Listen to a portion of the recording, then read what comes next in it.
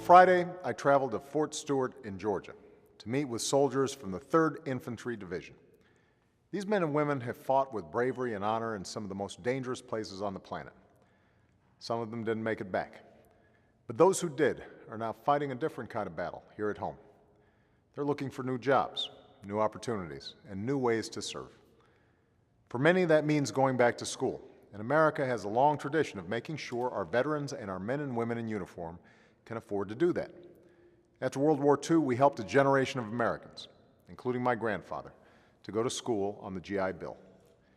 Now, thanks to the 9/11 GI Bill and the Tuition Assistance Program, last year we supported more than 500,000 veterans and over 300,000 service members who are pursuing a higher education degree. And that's progress. But it's not enough to just help our veterans and service members afford school. We need to make sure they have all the tools they need to make an informed decision when it comes to picking the right program. The sad truth is that there are people out there who are less interested in helping our men and women in uniform getting ahead and more interested in making a buck. They bombard potential students with emails and pressure them into making a quick decision. Some of them steer recruits towards high-interest loans and mislead them about credit transfers and job placement programs.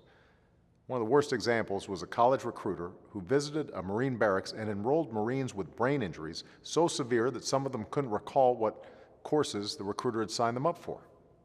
That's appalling. It's disgraceful. And even though the vast majority of schools do the right thing, we need to guard against the bad actors who don't.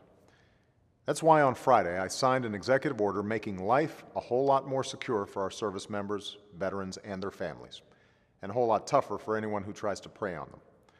We're making sure veterans and service members get a simple fact sheet called Know Before You Owe that lays out all the information they need about financial aid and paying for college. We're requiring schools to offer counseling to help students finish their degree even if they have to move or deploy. And we're stepping up our efforts to fight dishonest recruiters by strengthening the rules about who can come on base and make it easier to file complaints. When our men and women in uniform succeed, our country succeeds. They have our backs. Now it's our turn to have theirs. And as long as I'm president, I'm going to make sure that anyone who serves this country gets every opportunity they deserve. Thanks, and have a great weekend.